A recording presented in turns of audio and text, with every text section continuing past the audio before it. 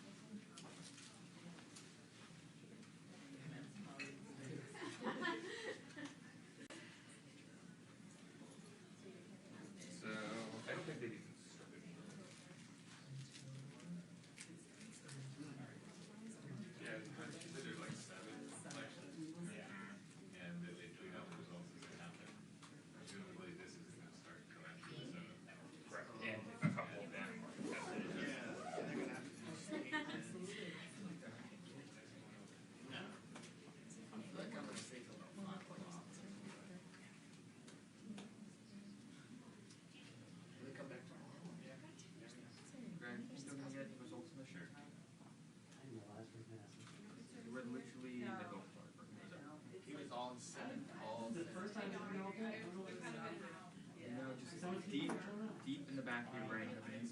We all just got here. We all just got here.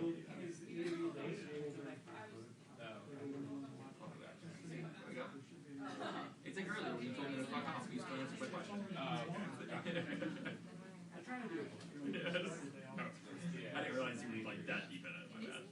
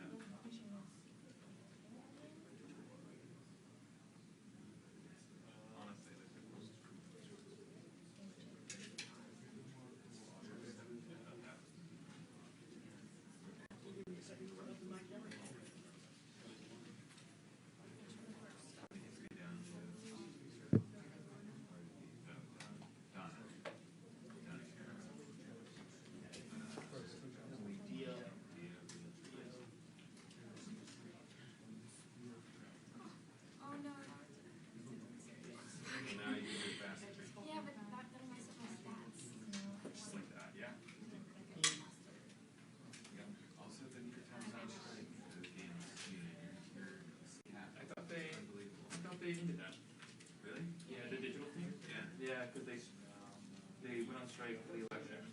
Test 1 2. Flipping you off anyway. It's like, yeah, we don't really. Test 1 2. Testing 1 2. Googled it the other day and didn't see resolutions. They haven't, so they have not gone to Congress. Yep. Test 1 2. Testing. But we can still call Angelina a scat. I'm okay with that. Yeah, right. I feel like we can do that before. Testing 1 2 3. 1 2.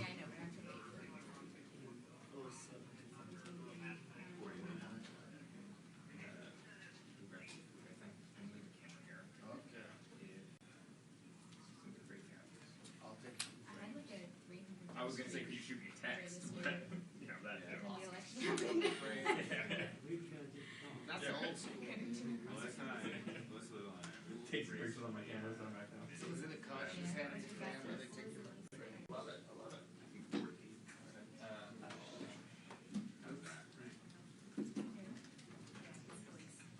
there's not, does it tell you? There's no way to look at their stats, but it's maybe right. What? What? Yeah, so I haven't done it. Yeah, it is. I got recently.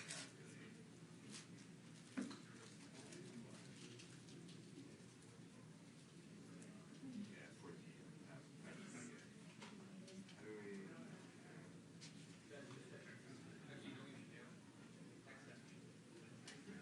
My airdrop. I don't know what that does. That says this attorney general.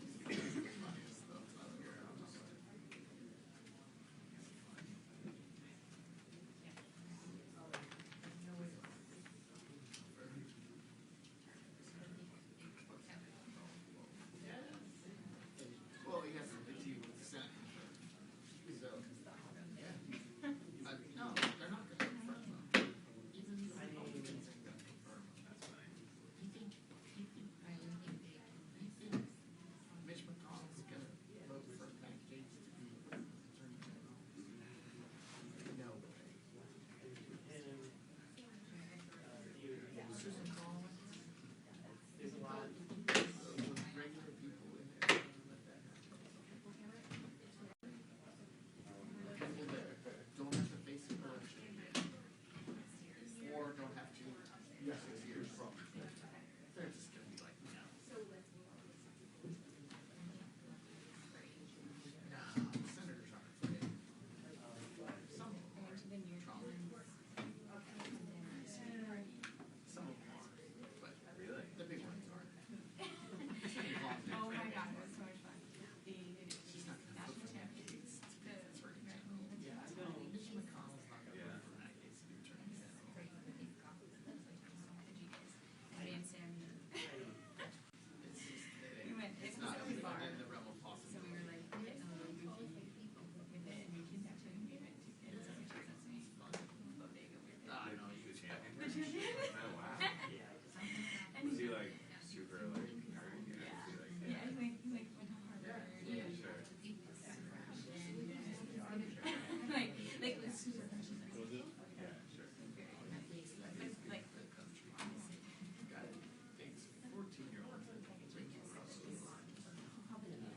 You know. he's done some of the best, some Huh? of my favorite concerts. I remember when that first happened, we were in there just like trying to target him and he kept turning and facing the other way. We go on the other side of the room, finally the Mark went on one side of the room, I went on the other side of the room. This is like, if you want to know anything about any customer that's ever been published, this is where you go. Expert info. You can get a subscription. Wait, let's see your best times for the weeks. For the weeks? Like the daily, right? Like Yeah. on I think my best Monday is 3:20. Really? This week. What's your best Sunday? My best Sunday is 22. Wow, you're really good. I have this book at home that I have on my coffee table, like, Yeah. I'm so terrible at it. Like, one time I just picked it up, I just started writing words in. That's Any word that fit, I would just put it in and ink. That's so funny. So my wife is like, you shoot it in pencil. Oh, she starts looking at that word, she goes, this is all wrong. I go, I know, but you said I couldn't put it in pencil. That's And funny. then I wouldn't even look at You what can absolutely do it in pencil. I mean, I try to do it in pen when it's more fun. It's like higher stakes. Yeah.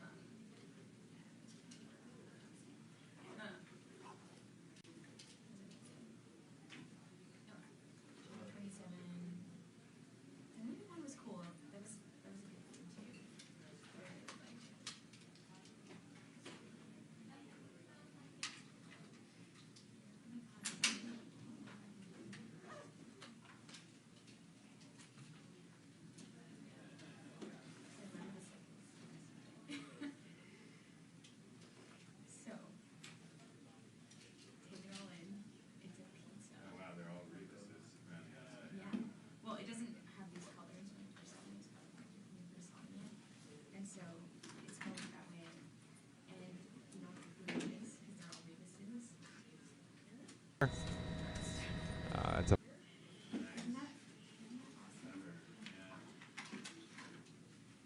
And these were black, so you couldn't like watch the others. They were so bigger. It was.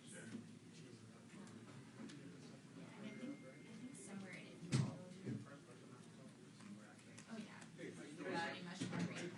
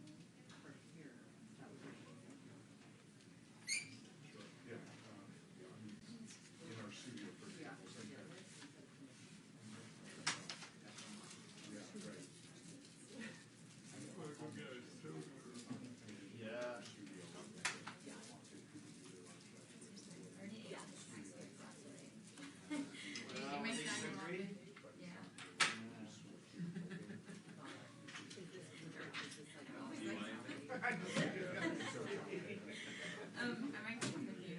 See if I'm inspired. That's what I did at Yeah, I have done a lot.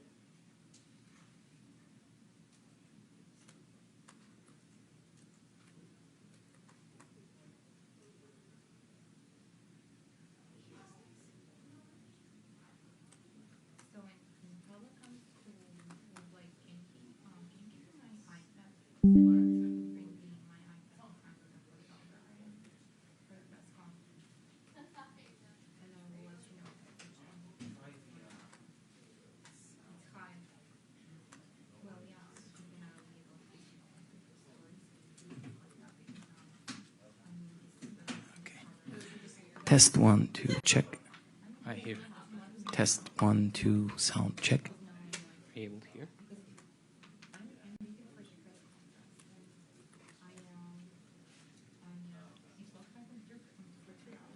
Test 1, 2, check mic. Test 1, 2, check.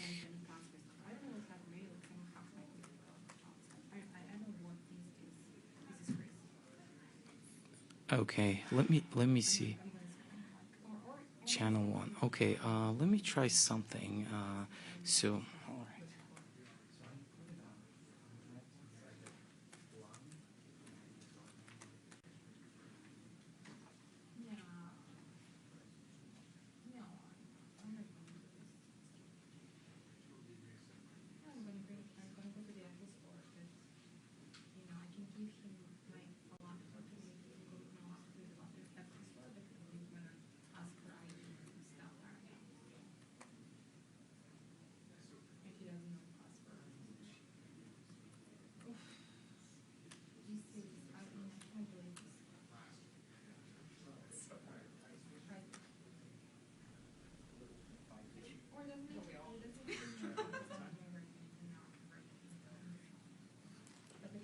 Test 1, 2, mic check. Test 1, 2, mic.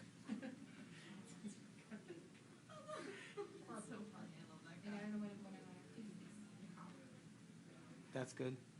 All right, thank you. Awesome, thank you. So when should I stop? I don't see any Carol.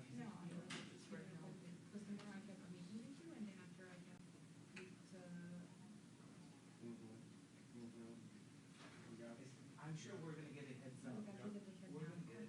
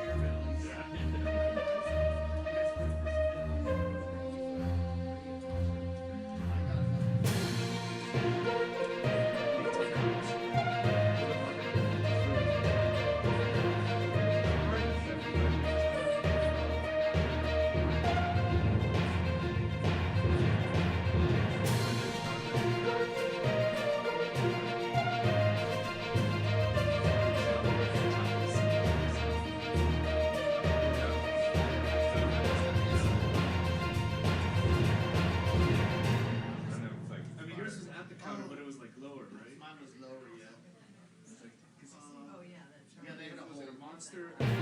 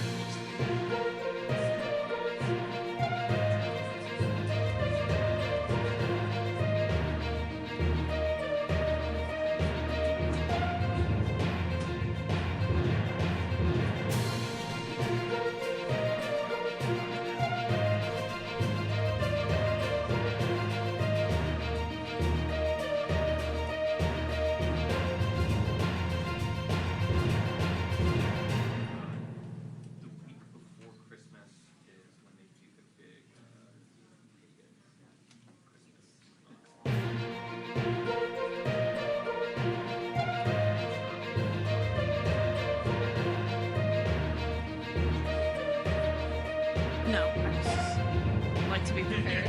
It's not a sign. We still have a little bit of time. Yeah, I just, honestly, yes. Turned my camera off for a while, so.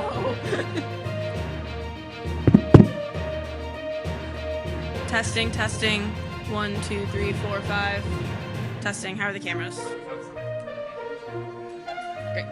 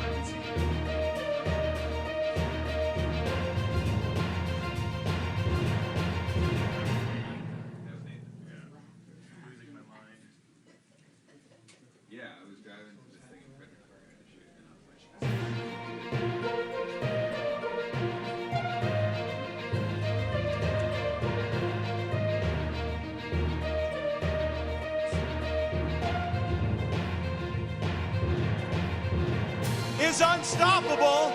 Elect him president again, and America will be unstoppable too.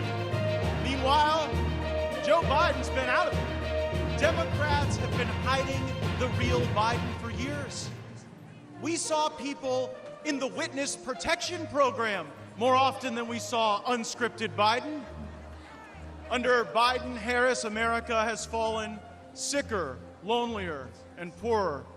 Under Trump, we prospered, we were richer, inflation was low, and there were 2 genders.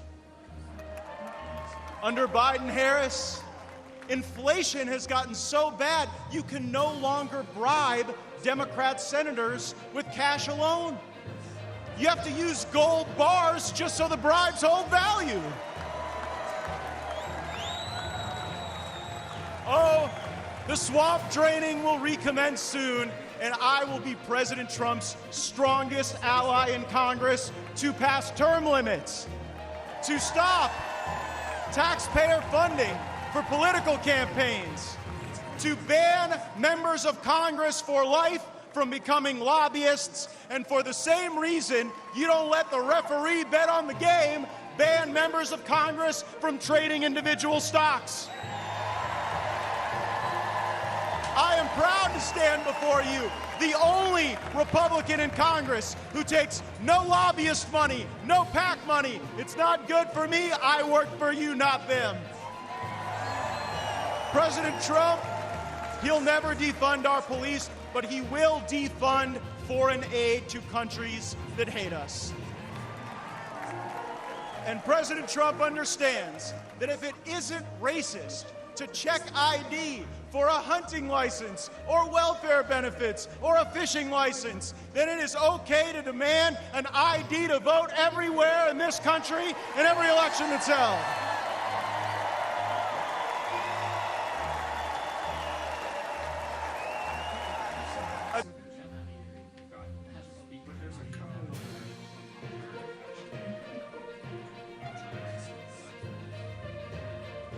Yeah, I mean, Bobby spoke very eloquently.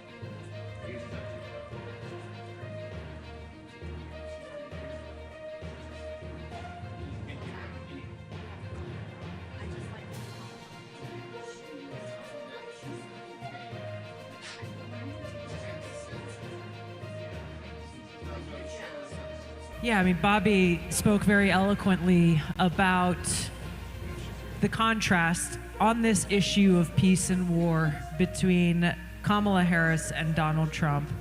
What kind of president and commander-in-chief Kamala Harris would be. President Trump has already shown us through his record what kind of president and commander-in-chief he was and will be again, especially during this time of global crisis. The thing that I'll add to what Bobby said about Kamala Harris and why she has earned the support of Dick Cheney and Liz Cheney and Adam Kinzinger and just about every other neocon in Washington is that they know that she will continue the standard that Joe Biden has set in being a figurehead that they can pass their talking points to, and who will do what the national security state, the military-industrial complex, and the neocons want her to do.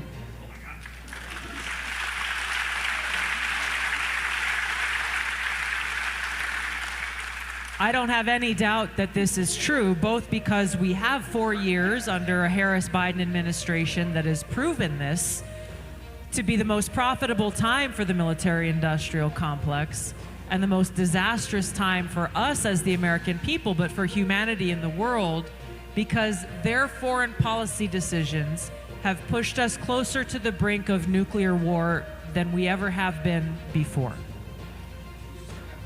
what President Kennedy and Khrushchev worked so hard to try to prevent, because they understood that this threatens all of humanity, that President Ronald Reagan understood the seriousness of, and he worked with Gorbachev to try to prevent nuclear war, and said very accurately that a nuclear war can never be won and should never be fought.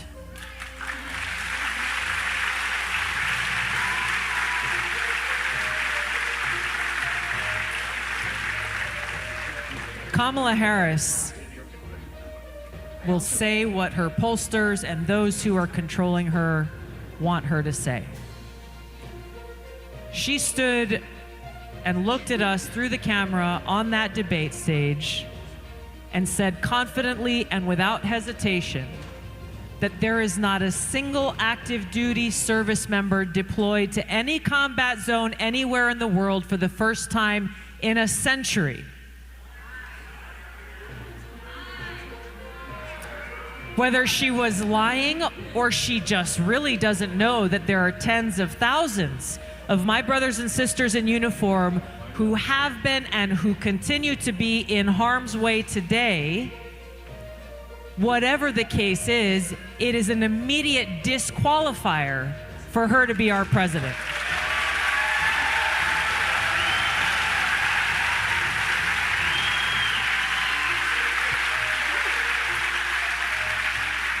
Because I don't know about you, but I've been serving in the Army for over 20 years. I'm a lieutenant colonel and a commander in the Army Reserve today.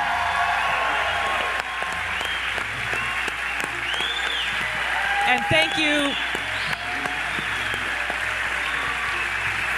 to all the veterans who are here joining us.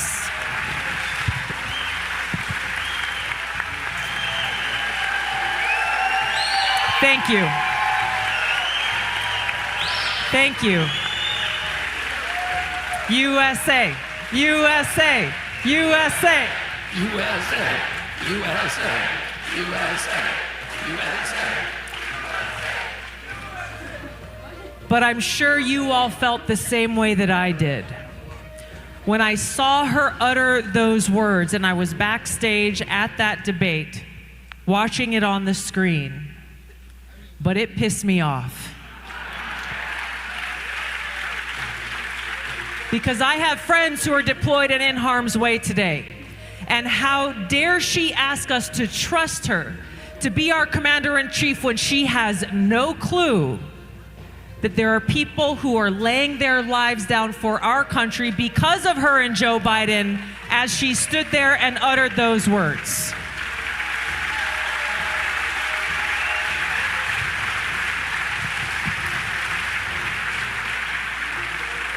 And so for coming from someone who tells us she is in the Situation Room with Joe Biden every day, that she is the last person to leave the room before he makes any major decision, that she is a person who Joe Biden has trusted with every issue related to domestic and foreign policy,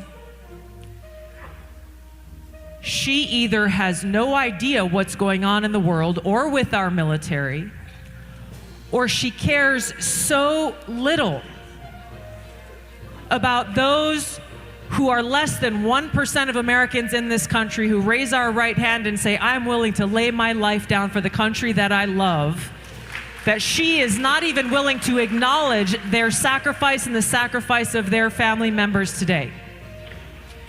And yet she's asking us to trust her with the nuclear codes and to trust her with the decisions about where we are sent into harm's way and what wars she will start. She wants us to trust that she will care for our men and women who come home safely, but who will need help and care from our Veterans Affairs Administration. I have warned the American people about Kamala Harris being commander-in-chief ever since 2019 when she was running for president.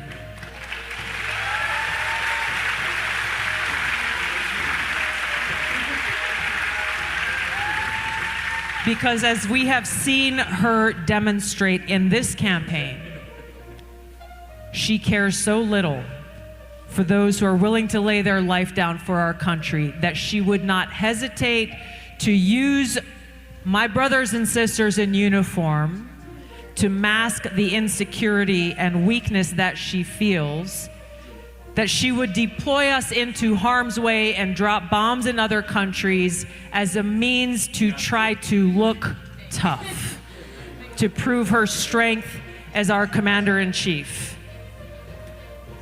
Every one of us who volunteered to serve, and our veterans, please raise your hand here tonight.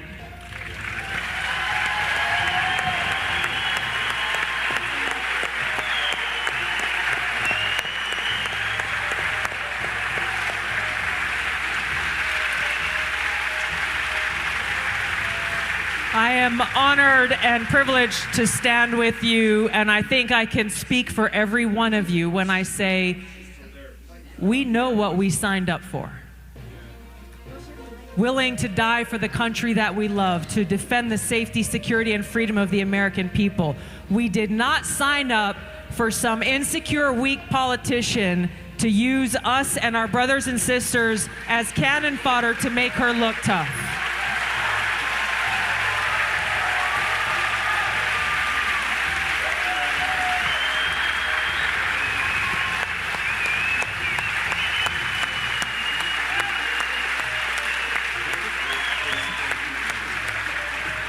This is real. This is real. I'll never forget my brothers and sisters who never made that trip home with us. They're in my heart every day. They are why I'm here. They are why I'm standing with President Trump in this election. Because he is the leader who has the courage and the strength to fight for peace.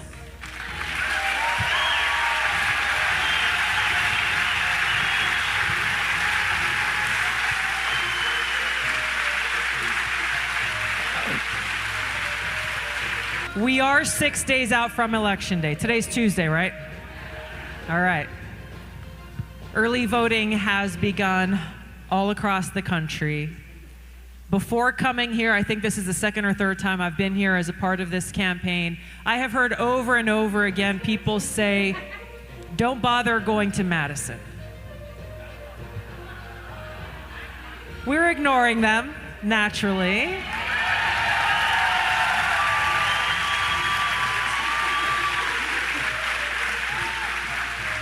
Because we believe in the spirit of the American people.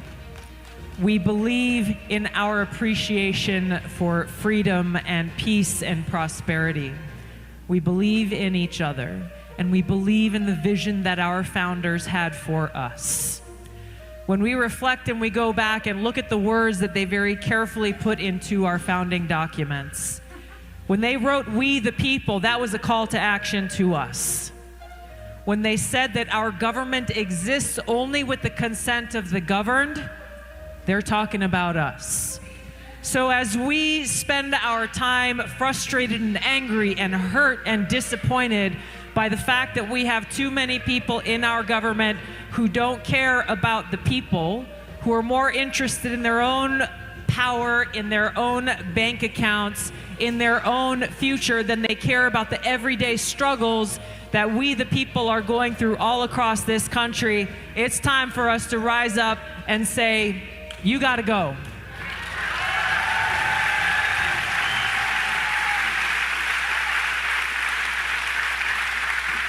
You know, my brother Sitema started out this evening sharing with you his own feeling that reflects a feeling that I've heard from too many people across the country of hopelessness, that your voice doesn't matter because the powers of the elite in Washington and the big propaganda media and big tech and big pharma and all of these entities, the military-industrial complex, all of whom are conspiring to hold on to power and to squash and suppress our freedom and our voices and our ability to choose who we want to serve in office.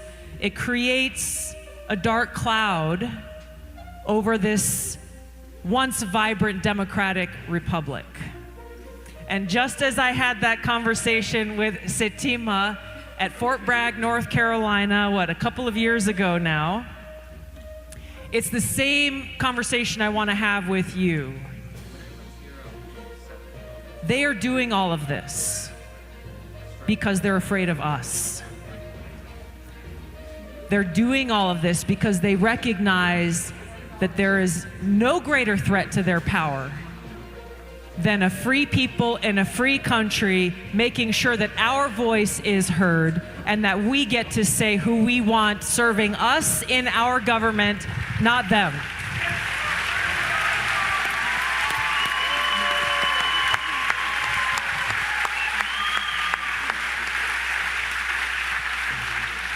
And I share this with you, you know this, you're here, you're fired up, but I guarantee you, you have people in your life who feel maybe that sense of powerlessness and hopelessness. Here's the truth. We are only powerful if we use that power. Our voices will only be heard if we use them, if we exercise them. And so this is our no-fail mission to save our country, to save the world, to defend freedom and get us back on that path towards peace, freedom, and prosperity for all Americans.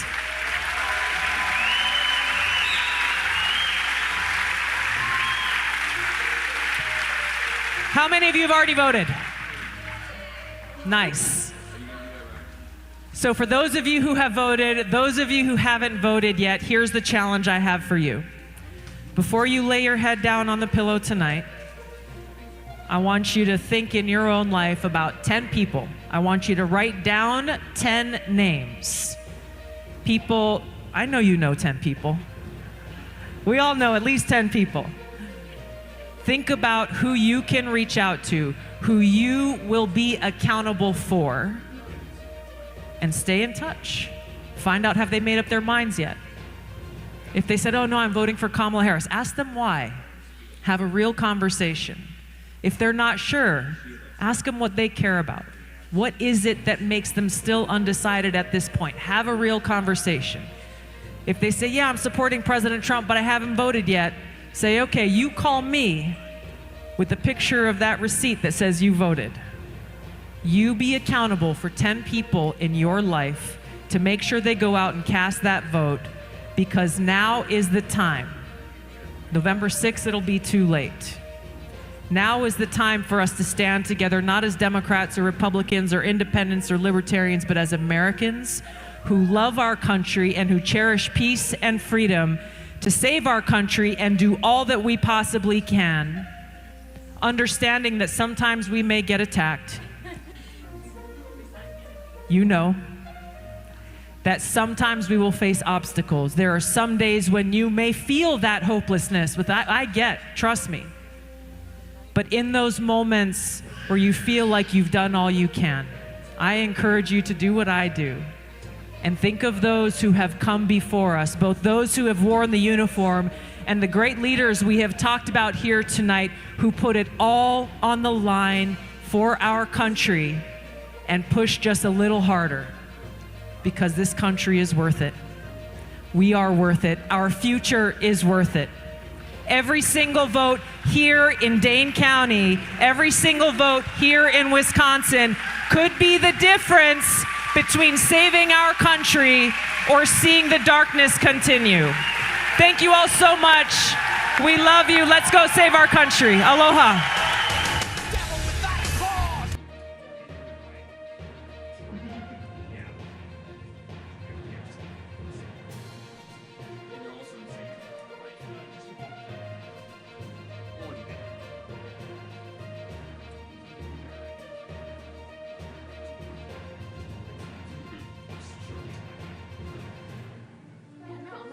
Wait, really? It's pretty casual. It's not like a spandex series.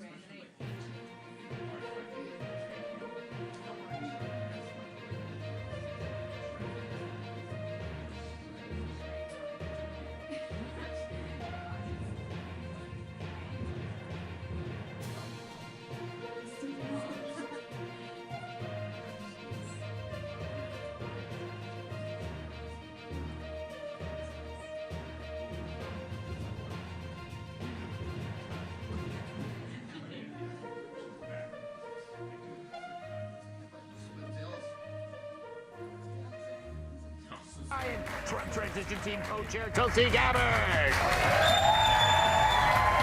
Tulsi, I've watched you change, and I don't think you've changed that much. I actually think the world has changed. Very much. But I think you noticed what I'm talking about, that it wasn't necessarily left versus right. It was about this larger environment of dishonesty. Yes. And that it was like pitting people against each other rather than just like listening to the truth. What role are you going to play in this fight? That's a nice segue there. Yes, that was no segue at all. No, it was really incredible. As you know, Bobby Kennedy and I were out on the campaign trail for the last several months, and it was amazing to see how many people were coming together because they were hungry for the truth and common sense leadership that was focused on how do we actually solve the very real problems that people in this country are struggling with every single day. At almost every one of our events, I would ask the crowd, raise your hand if you're a Democrat or you're a former Democrat. And in crowds of thousands of people, there were always somewhere between like 35 to 45% of the crowd would raise their hands. Mm-hmm. And it was amazing. At the last event that we did, it was in Wisconsin. Mm-hmm. And this was just a few days before Election Day. And it was they raised their hands, almost half of them raised their hands. And the cool thing was, people in the crowd started looking around, and all like 3,000 people stood up and started clapping and just showing them kindness and really symbolizing we are all Americans who love our country, who cherish peace and freedom. And I think that's the result that we saw on election night, was Americans coming together for our country. So, to conclude, Secretary of Defense. President Trump is making some decisions. Yes. Yeah, you know, there are a lot of people that that lost a level of status. Think about the Republicans in 2016, who they saw this whole thing coming and it threatened them. And then they just became like, look at Bill Kristol, like somebody like that. It's like they just went in the other direction because it was about a loss of status. So they needed to find their status somewhere else. Adam Kinzinger, completely nuts. Liz Cheney, nuts. It's because Conway, what's his name? George Conway, yes. He's on Ozempic. He's still ugly. I don't even have a question. Oh, my question is this. If you remove the left and right and just look at the hoaxes, that's kind of one way to do it. It's like these people lied to you about the polling and about Biden's status. Is that the way forward? Focus on the media's lies. Gosh, there's a lot here. I mean, yeah, I think going back to what you originally said, there's a lot of ego involved. It really just exposes that these people care more about themselves and their own status and position than they actually really care about what makes politics so personal, which is who we have in positions of power affects our everyday lives. Mm-hmm. You know, to Kat's point, we have to be able to come together around the things that we share in common, which is we are all Americans. Mm-hmm. And if we really care about each other in our country, let that be the starting point, freedom and peace and prosperity. The thing that I first experienced when President Trump got elected in 2016, I was invited to come and meet with him 2 weeks after the election, right before Thanksgiving here in Trump Tower. First Democrat to go and see him. Mm-hmm. We had an hour-long conversation about foreign policy. What's going on with Islamist terrorism? How do we deal with ISIS and Al-Qaeda in the Middle East? It was a fantastic conversation and very meaningful.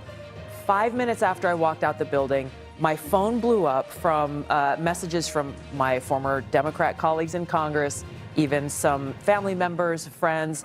How dare you humanize Donald Trump? The humanizing was the message that was throughout. And so it exposes their twisted mindset, mm-hmm.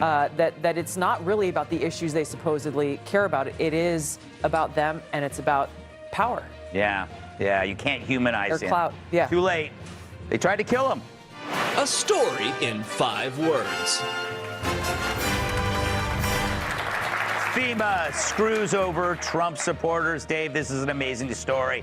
A FEMA supervisor named Marnie Washington, yes, that Marnie Washington, remember her? She was fired after telling her FEMA aid workers to skip homes with Trump signs in the aftermath of Hurricane Milton in Lake Placid, Florida. It's called a clear violation of their core values, according to the FEMA director. And now he's being called to testify. Do you think this is an isolated incident? No, I think it probably happened all over. But I mean, in fairness, they probably realized that the Trump homes were better survivalists. I mean, chances are if you had a "hate has no home here" sign, you were already dead.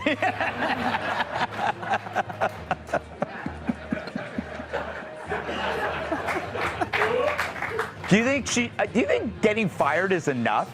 Isn't that like that she just lost her job? It is, but it's right in her face though, because it shows that like now Trump supporters can, can outlast a hurricane and an election. So that's both kinds of blue waves. Ooh, nicely. A little wordplay there. A little bit. Yeah, very little perhaps. Very little. The audience was not impressed by that wordplay. I was. Kat, the New York Times said the claims about this stuff was false on October 4th, and they still haven't issued any kind of retraction. Ugh. Yeah, I guess I'm not surprised by that either. But if you go back to the previous segment, isn't this the logical conclusion of that? Mm-hmm. If these people don't care about your livelihood, and then livelihood means what you think it means,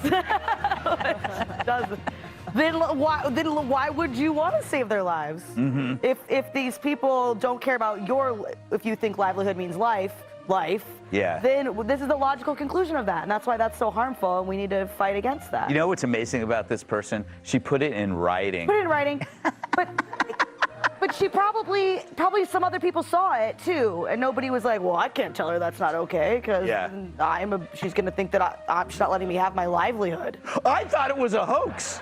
Yeah, I thought it was. It's like, who would put that in an email? Of course, but it is the logical conclusion of a lot of the things we've been hearing put in other ways. Yeah. This is kind of a minor version of the weaponization of federal government. I mean, it does make sense then when you look at the global. Yes.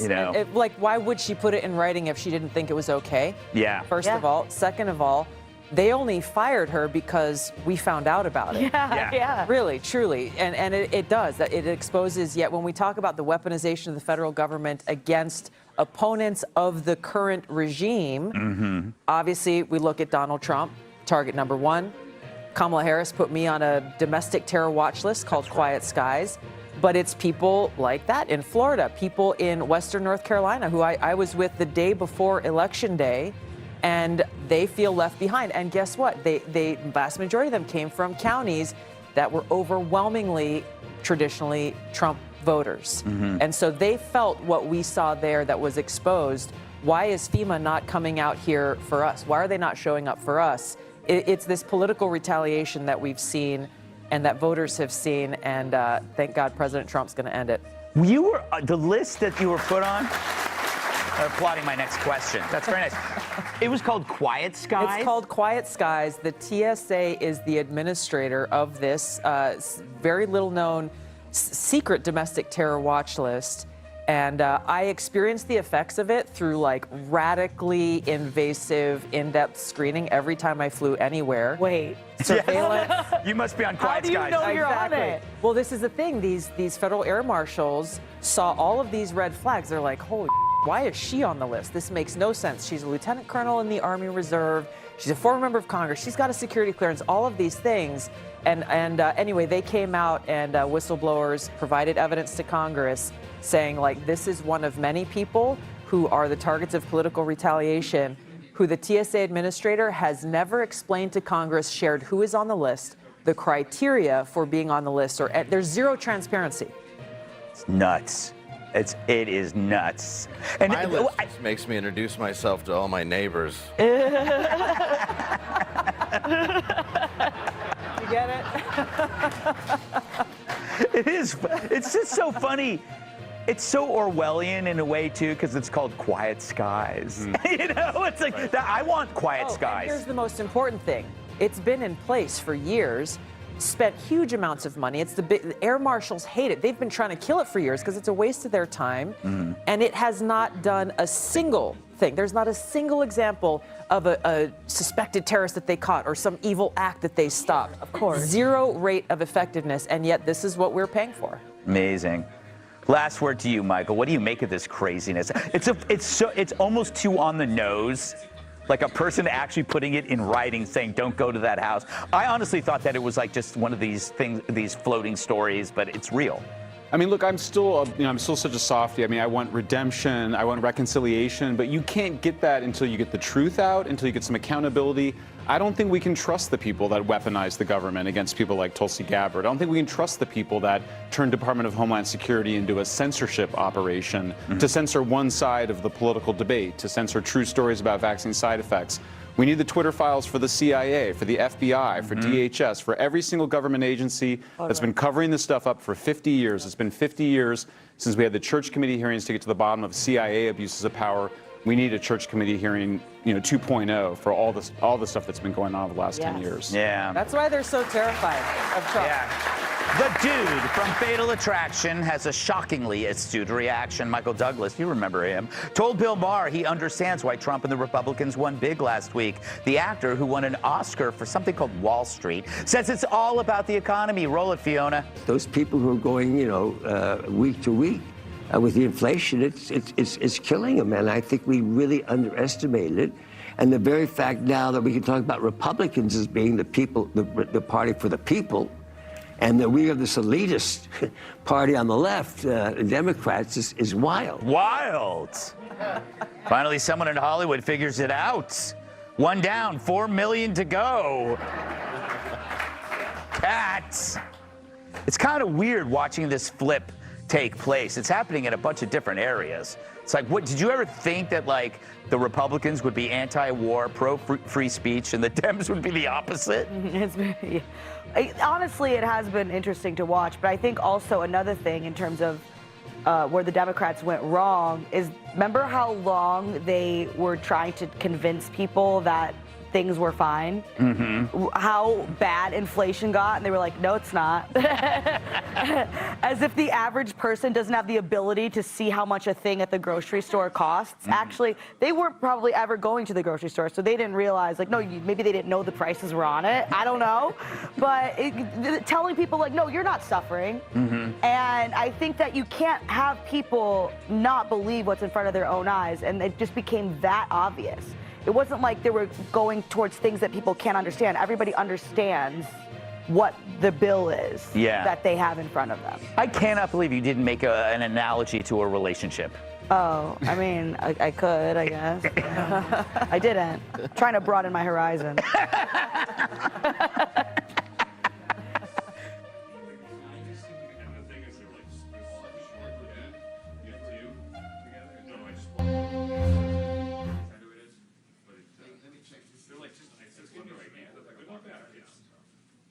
It's just a little thicker, that's all. And it holds. It has this very idea in here. Credits and because DC is the same. It's jump through hoops and go around when there's about $5 or $1 a second.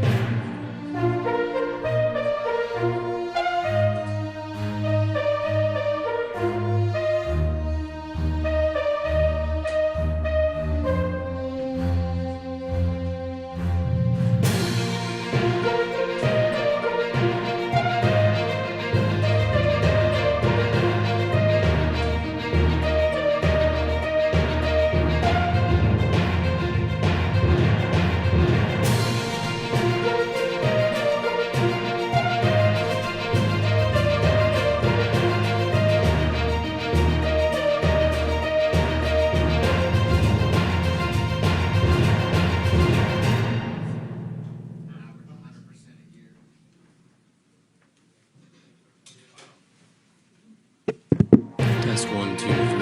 Testing, testing. 1, 2, 3. Test, test, test. 1, 2, 3. Testing. 1, 2, 3. 1, 2, 3, 4, 5, 6, 7. Testing.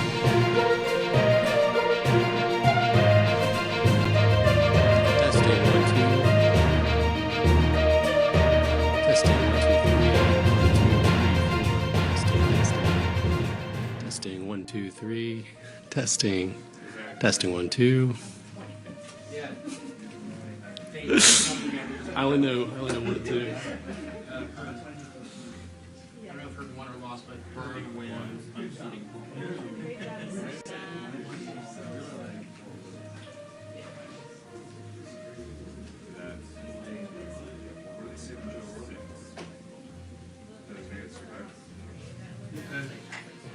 Red chair, I think.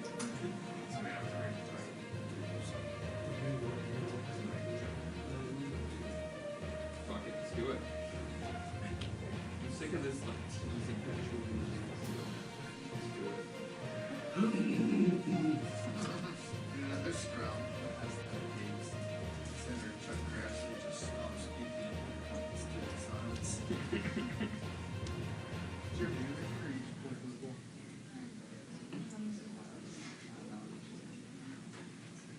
I'm Nathan. I'm a friend of his.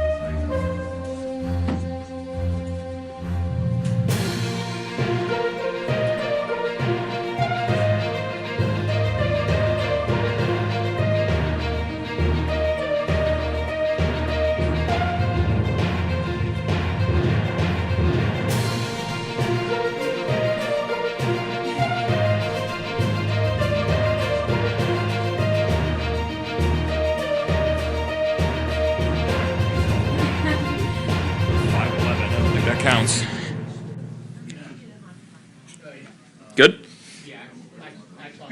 Okay, cool.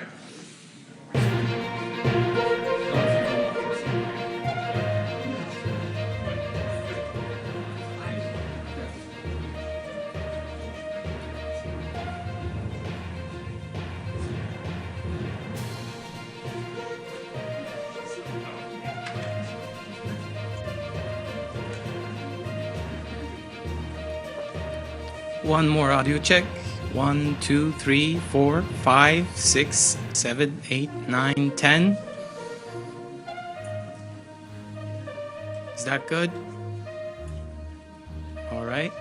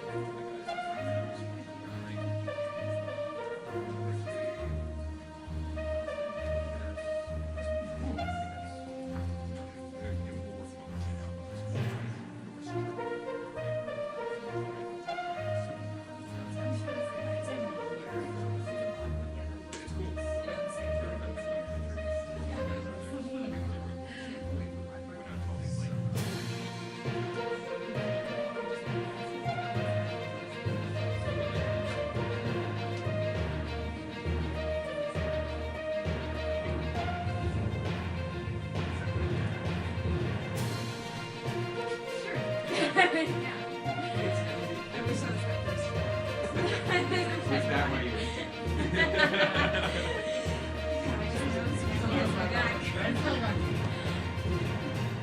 like most of them are actually like fairly measured, reasonable people. The New Yorker Oh just yeah, he's a shot totally a like story normal guy. on 42 Ranch, which is one.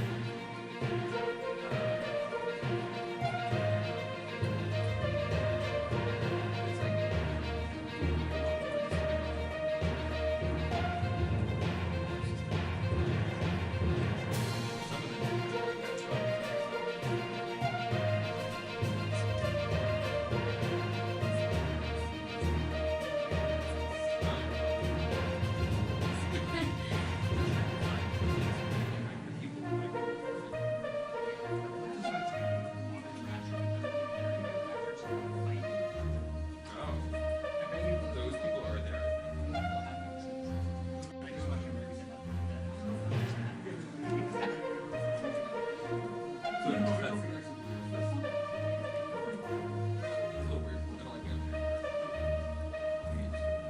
There's also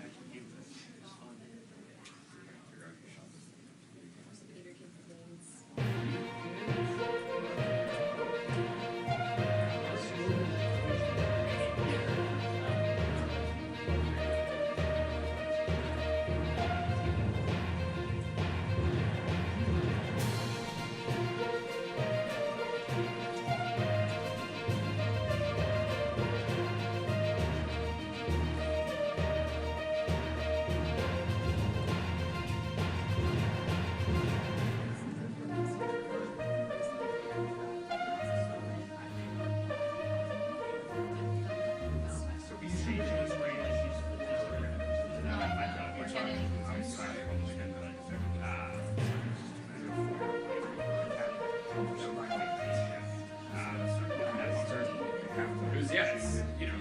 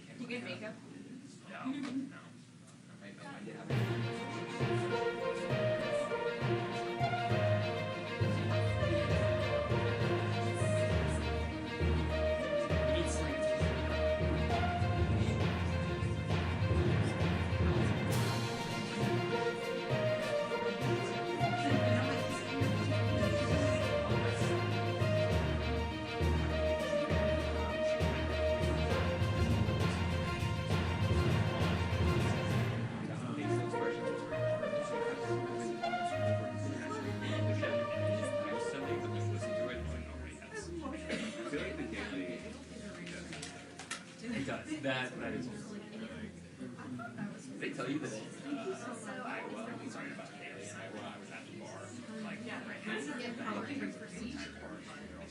guy next to me, oh, that's all good.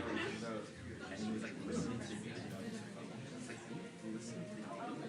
Oh yeah, we're trying to go to tomorrow. Are you stopping the show? No, I'm not tomorrow. I was kind of drunk. I was like, oh, can you say this is the daily? I'm going tomorrow. Did it? I felt like a nerd, but anyway, it's funny how he's like, hey. It's always the exact same. Like Fred is in our time. Well, now he's a staff. He used to be a stringer for the New York Times, and he was and he said that Michael Barr was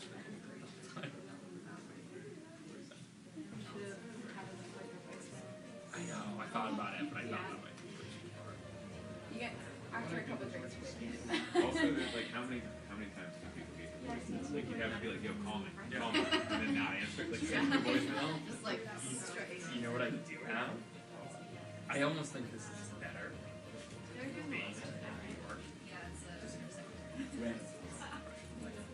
Being in New York. Really, you think I'm joking? That would have been a good idea for me.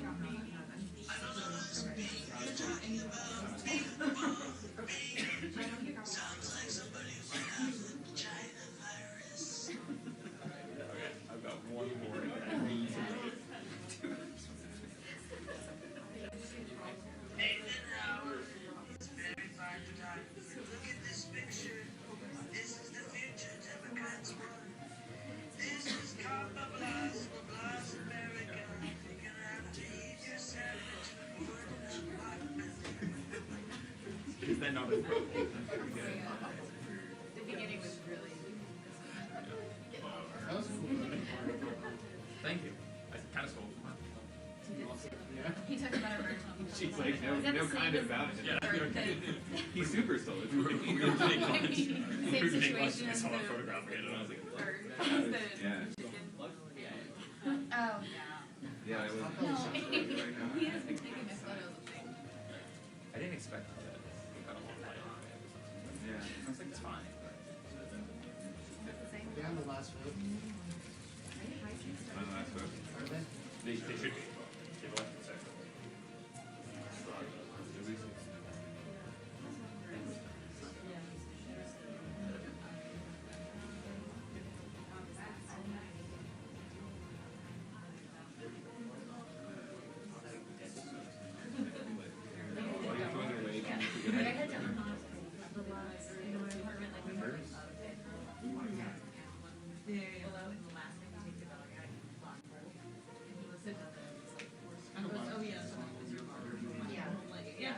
Barely. I just got it today.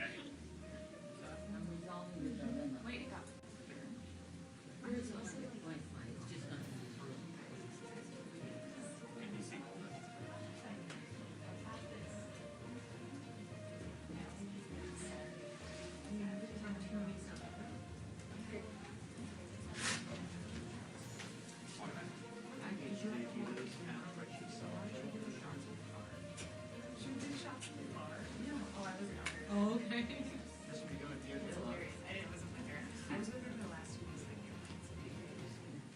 When asked about it, Nancy said, recess appointments, suck it up, Gates is the quote.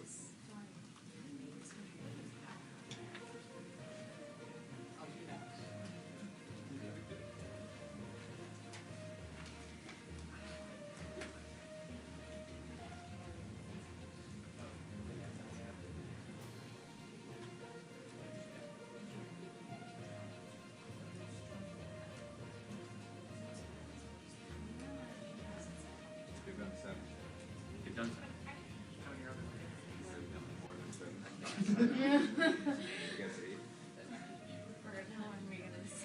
Well, I guess it's mine.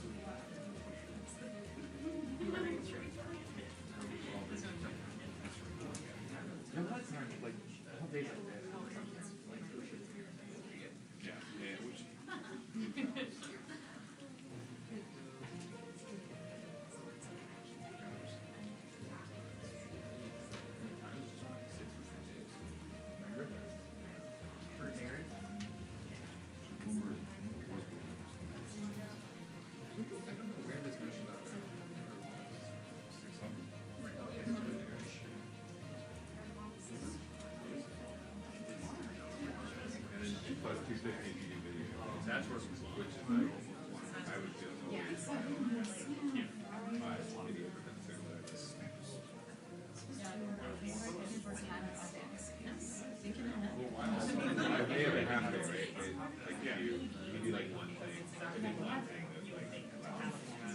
but now New York Times. Like, got anything else? Which I'm just go.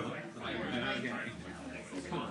Yes. Anything over 4 hours. Initially, when I first started.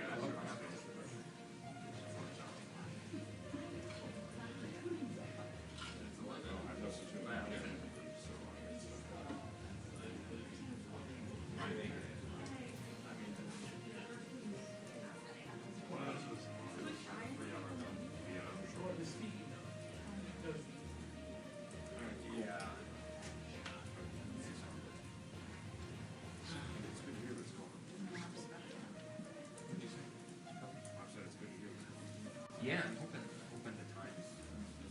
People are exposed to. The sea level is going down. Sea level going down. Keep going people want something. I know. But are they all? You get. It's true. Full ranks. You're not gonna make any sales. Unless you need stuff, you're gonna make good sales. Go to this thing.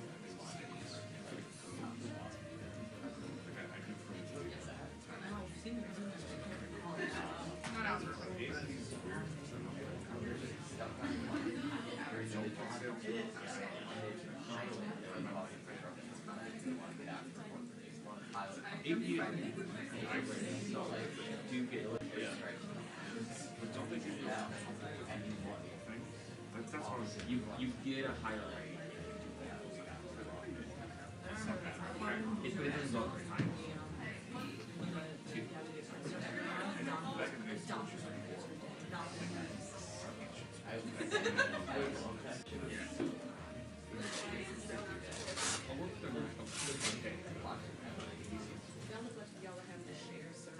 You want to get in on this? We're talking about childhoods. Mom didn't run me down.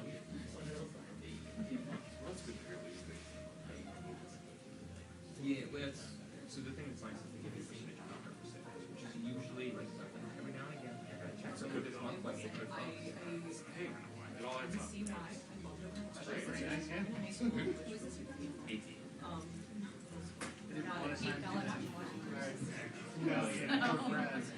You know, it adds up.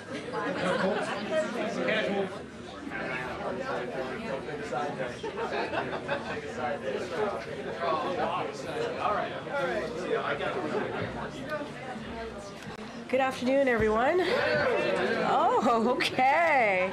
I'm excited to see you all too. Okay, so today, President Biden met with President-elect Trump for approximately 2 hours in the Oval Office. White House Chief of Staff Jeff Zients and incoming Chief of Staff Susie Wiles joined the meeting. It was a substantive meeting, an exchange of views. They discussed important national security and domestic policy issues facing the nation and the world. President Biden also raised important items on Congress's to-do list for the lame duck session, including funding the government and providing the disaster supplemental funding the president requested. Finally, the president reiterated what he said to the president-elect the day after the election and to the American people in a Rose Garden just last week. We will have an orderly transition and a peaceful transition of power. With that, as you can see, I have the National Security Advisor with me, Jake Sullivan, who is going to preview APEC in Peru and also G20 in Brazil. The president is going to be leaving tomorrow, as you all know. And Jake, the floor is yours.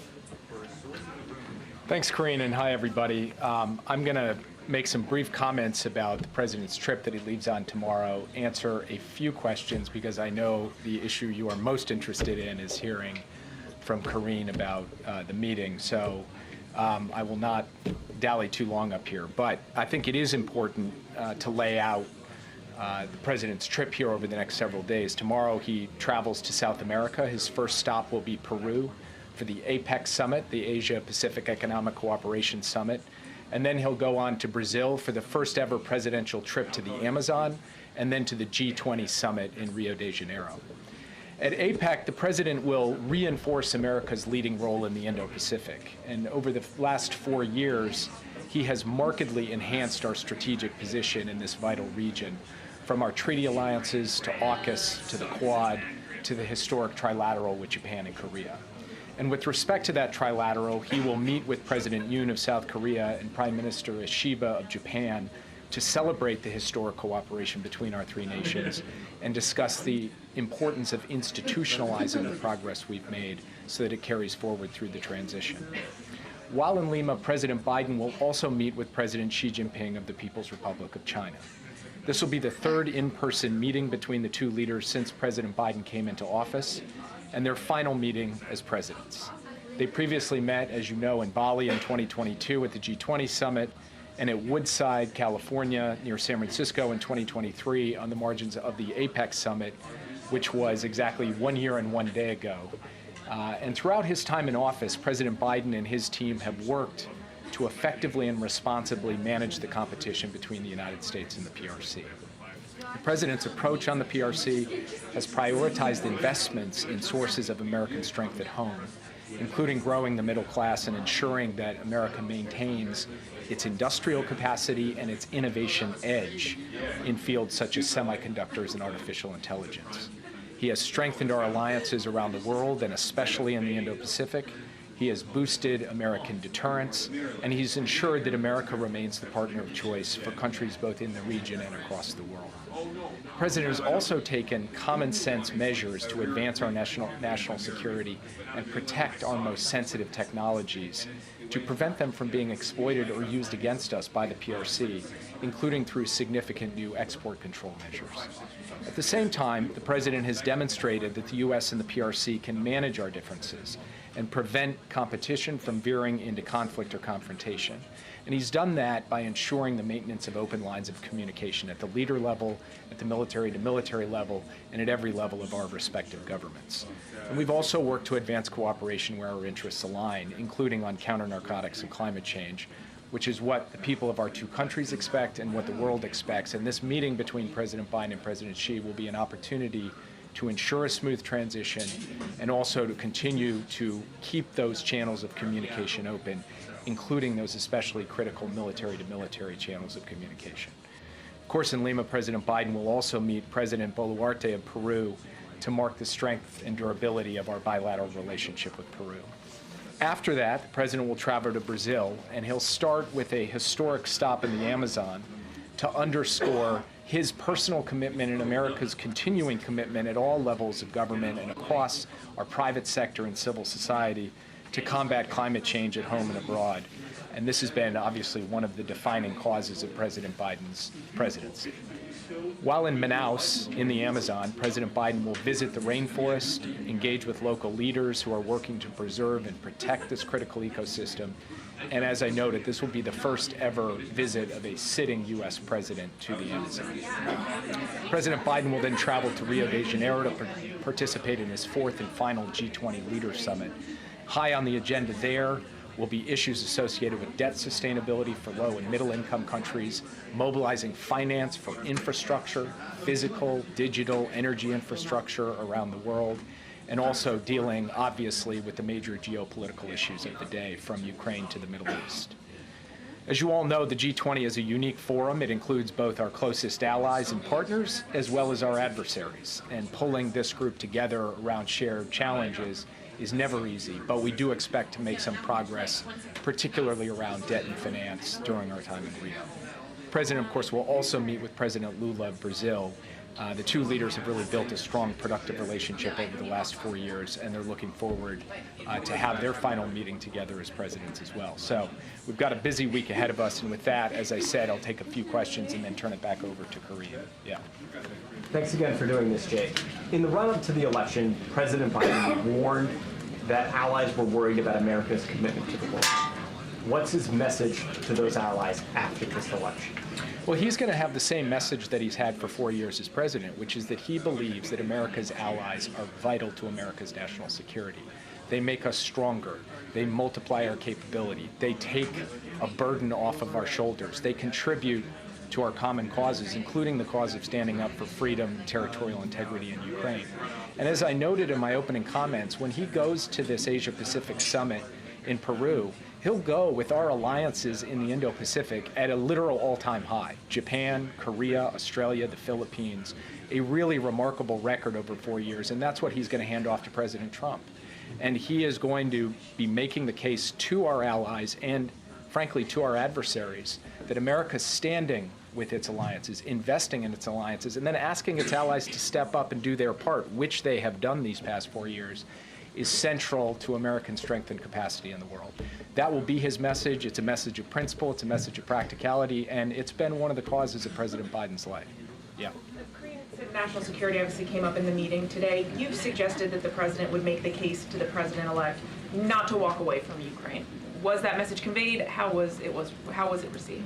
Well, I'll let Karine speak to what happened in the meeting. I will only note that President Biden reinforced his view that the United States standing with Ukraine on an ongoing basis is in our national security interest. And it's in our national security interest because a strong Europe, a stable Europe, standing up to aggressors and dictators and pushing back against their aggression is vital to ensuring that we don't end up getting dragged directly into a war, which has happened obviously twice in the 20th century on the European continent. So the president has made this case. He'll continue to make this case both privately and publicly, and he will make the case that our investment in Ukraine, the funds that the Congress has appropriated, these aren't just dollars that we're picking up and shipping over to another country. They're dollars we're investing here in the United States in American jobs, producing American weapons that we send to Ukraine, and American weapons that we are building to expand our own industrial base and our own military capacity to deter other adversaries all around the world. So he laid this out.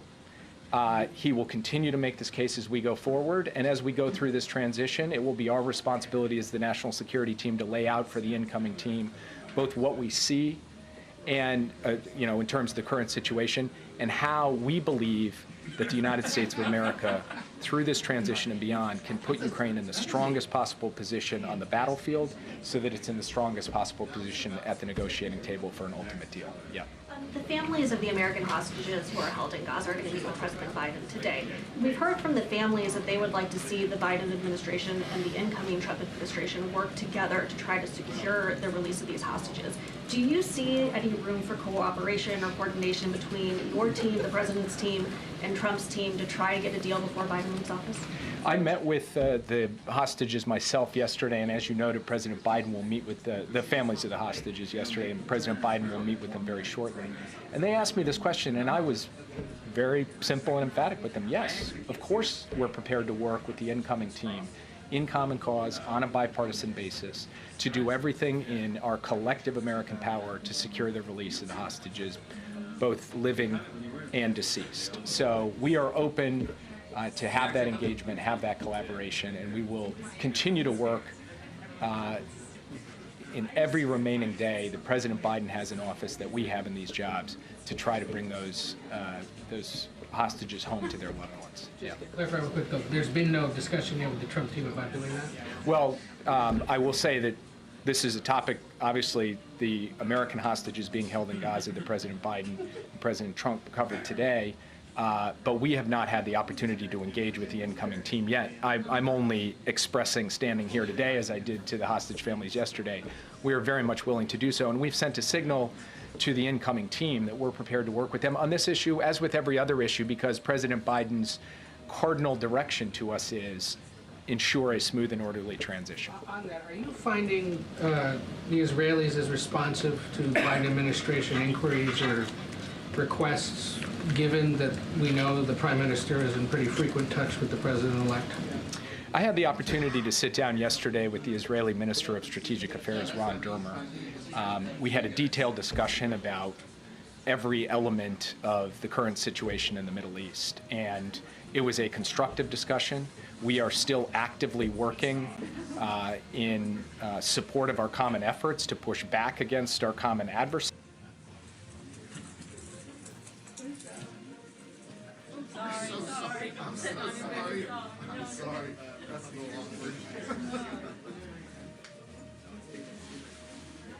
I'm so glad to be joined by so many members of the Philadelphia City Council. Yeah, thank you. Greg told me to go home. I was like, You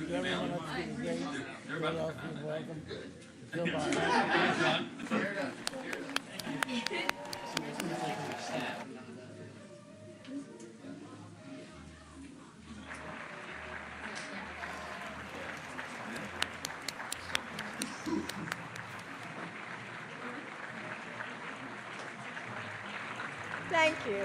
Thank you so much. Thank you. Please, please. Thank you. my text thread is insane. Oh my gosh. Do you know how long I have loved that man? Probably as long as most of you, right? So you know I love you, Ed. And it's true. I can remember calling Ed Rendell when Sarah Palin came in to drop the puck at the Flyers game. And I called up Ed and I said, Ed, what's going on? I'm the Flyers girl. And he said, don't worry about it. They're going to boo her. So anyway, and I guess they did. But anyway, thank you, Ed, for saying such nice things about Joe. And I will, as soon as I get back on the plane to go back, I'm going to call him right away. And thank you for loving him. I appreciate that. You know, Ed, you have always had, thank you.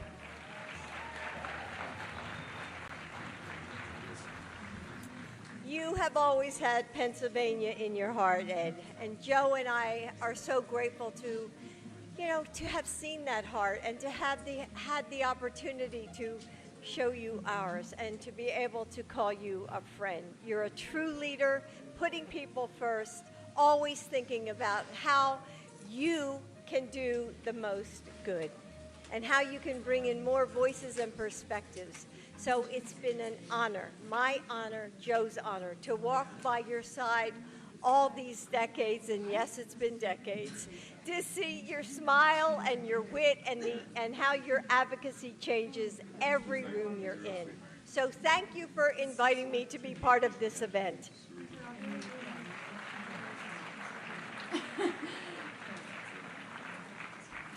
So it's so great to be home, especially during football season.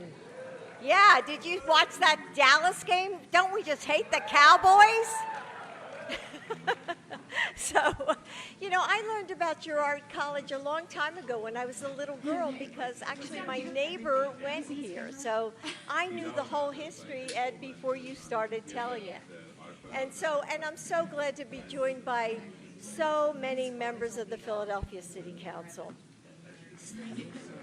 Yeah, thank you.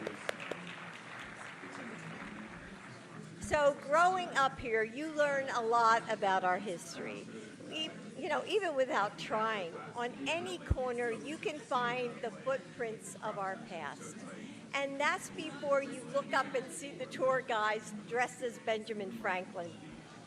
So like every kid from the city, and I wasn't directly, I was from Willow Grove, but heck, I was in the city a lot. And I remember the school trips to the Betsy Ross Museum and to Independence Hall. And those historic halls shaped how I saw the world. And I carry those memories with me everywhere I go. But sometimes it can be hard to see how that history connects to us. Right now, you know, how those pieces of the past can be a part of our present and our future. That is why this project is so important. The work, Philadelphia 250, and Danielle, there you are. I can't miss you in your red suit. And it's a great suit. Yeah. It's a great woman.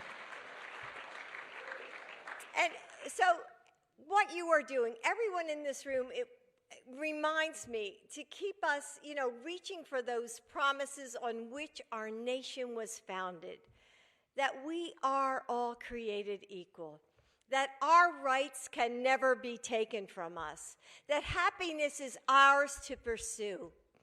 You're also showing the nation that Philly is more than a backdrop.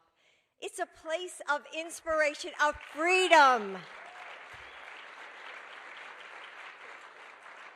and of people working to live up to those founding ideals. Our city isn't just an echo of days past. It also holds our future. At times, people have told me that Philadelphians are tough, that we're outspoken and loud, and that's putting it nicely. But what they're talking about is that same grit that made this country. Yes, we are tough. We are fierce. When we get knocked down, we get back up. And we never stop fighting for the things that we care about, the people who we care about. What you're doing today is part of that great tradition. And that's who Philly taught me to be. It made me. I hold this city in my heart every day. And it's been the honor of this Philly girl's lifetime to serve as your First Lady.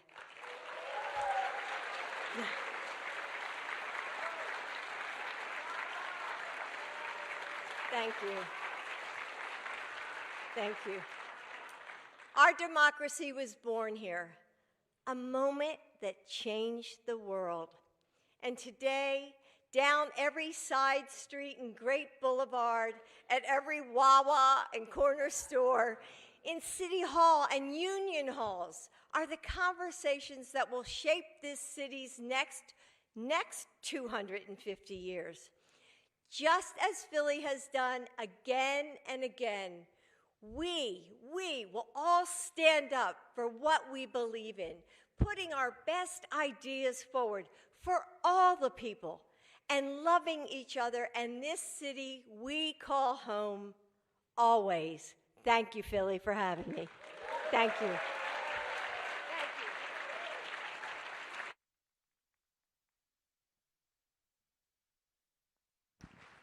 Ladies and gentlemen, please stay in your seats. Our program will be continuing shortly.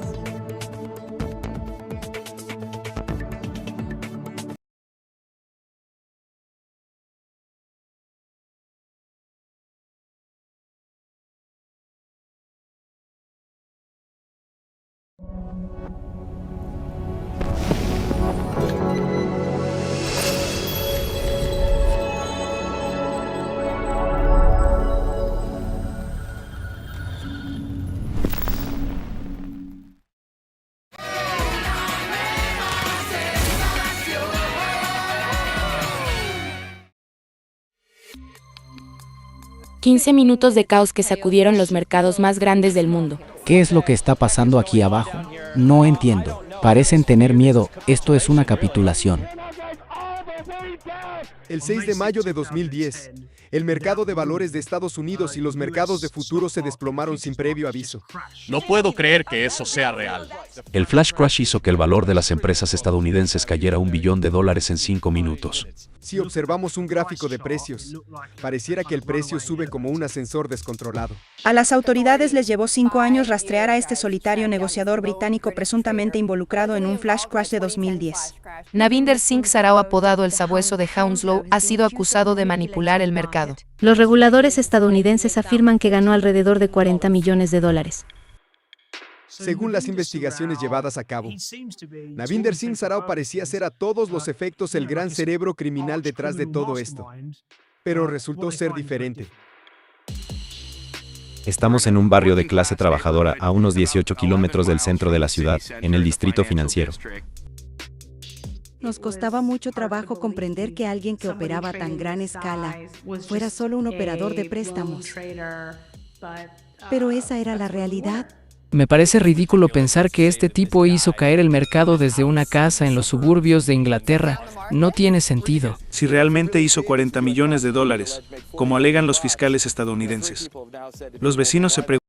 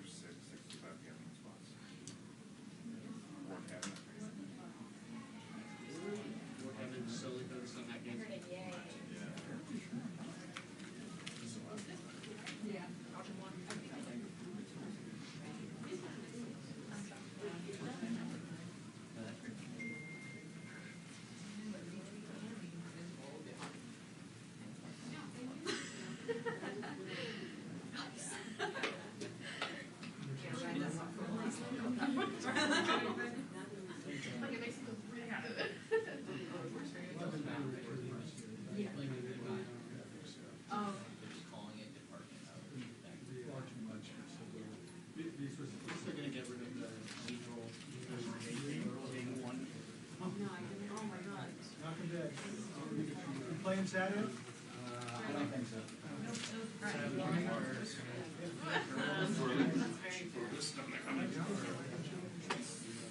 people who won.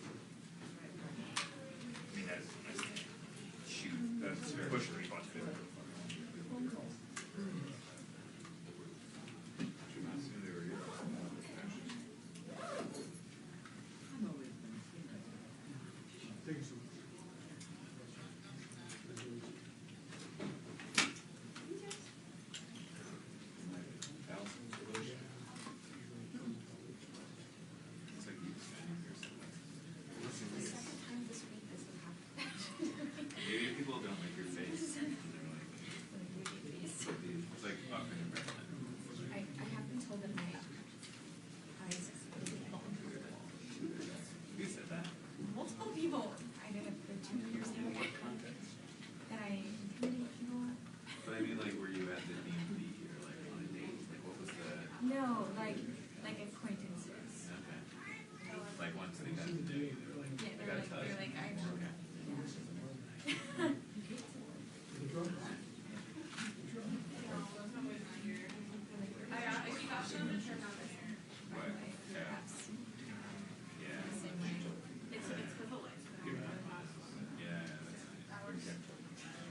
That's something that's like changed.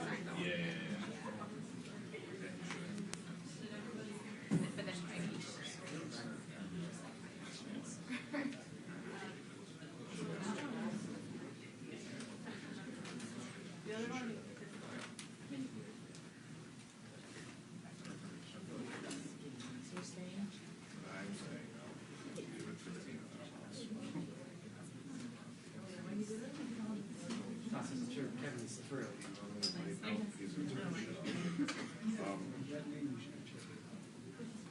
We're hearing it might be in a couple of minutes, so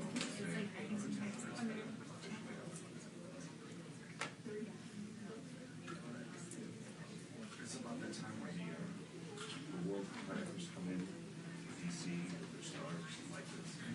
Want to hang out for the new campaign, new transition, do some tilt shifts. You know, show us what we're doing, we're doing it, what we don't know what we're doing.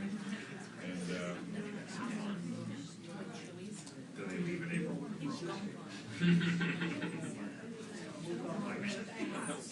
Yeah, we know. Yeah, we can tell it.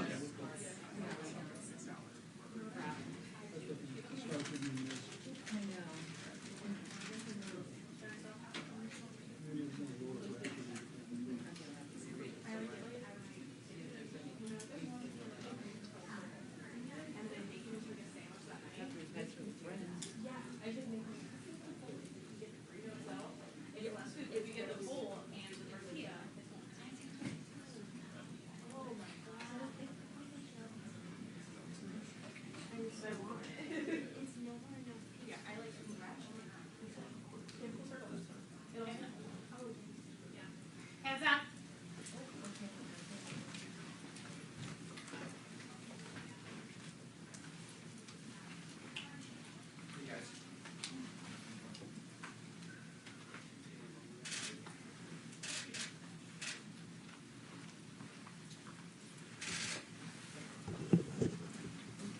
Well, thank you all for being here.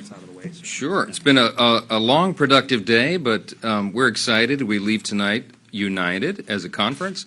We have had an extraordinary leadership team elected. I'm delighted and honored by my colleagues to have been re-selected as the speaker, as our nominee, and we'll head into January 3rd to make all that happen. In the meantime, there was lots of discussion about the rules package, which is our conference rules, which governs our internal affairs effectively. And we had two of the chairs of our most important, most active caucuses in the Republican Conference, the Main Street Caucus with Chairman Dusty Johnson, and of course the House Freedom Caucus, which is chaired by Dr. Andy Harris. They work together collaboratively to work with members across the conference with very different ideas and perspectives and come to an agreement about what all that would entail. And so I wanted to give you all an opportunity to hear from them, and I'm really grateful for their time and their expertise and their investment in making all this work very well today for everybody. So I want to give it to Dr. Harris. Go ahead. Thank you very much. Thank you very much, Mr. Speaker. Look, the President came down and started the day by coming down and asking for unity, asking for making sure that we deliver for the American public what they asked for last week. And obviously, we know that now we know what the leadership's going to be like in the Senate. We know what who our speaker designated is right now. And we've been able to work across the conference to eliminate the controversial issues that could have divided us and move forward together to deliver on the President's agenda. That's it. That's what the American people expect us to do, and the first steps we're taking today, very concrete steps. And look, we're behind the President, and I want to thank Dusty Johnson for working to make us unified, to go together to deliver for the American people with Mr. Trump as the President. And with that, Dusty? First, I want to say thank you to Speaker Johnson, who has cultivated an environment where members know that they can try to work together to move the ball downfield. And I want to thank Andy Harris. This started because Dr. Harris reached out this morning. He said, listen, we got to cut a deal. We need to come together. Unity is important. We sat down. We began to negotiate. We spent more than an hour together. We made good progress. We understood that we had an opportunity to set the motion to vacate at a higher than number 1. That motion to vacate will be set at 9 in return for getting rid of some amendments that probably would have divided this conference. Andy did a good job of explaining to Main Street leadership why those amendments would have divided the Republican conference. So where are we at today? We are, just as Dr. Harris said, because of this agreement, we are in a better position to move forward the Republican agenda to make sure that Speaker Johnson, South Dakota Senate Leader John Thune, and our President Donald Trump have an opportunity to go forward and do good things for America. This is exactly how we're supposed to come together. I want to thank these gentlemen again. We're going to have a press conference here in just a few moments with all the new elected leadership, and we'll answer questions there. But wanted to hear that straight from these chairmen. Thank you both so much for all your hard work, and we'll be right back with you. Okay.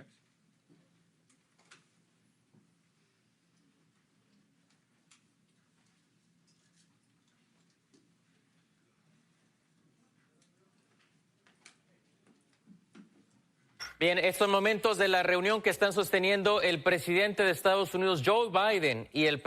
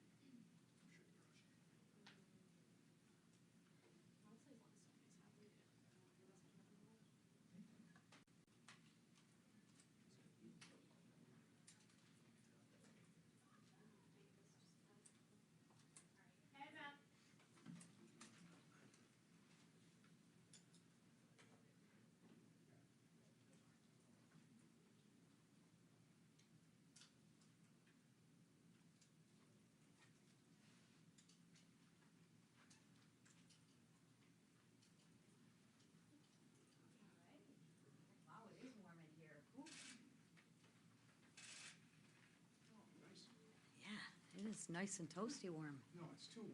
Yeah. Ooh. Ooh. Have we already worked on the temp here?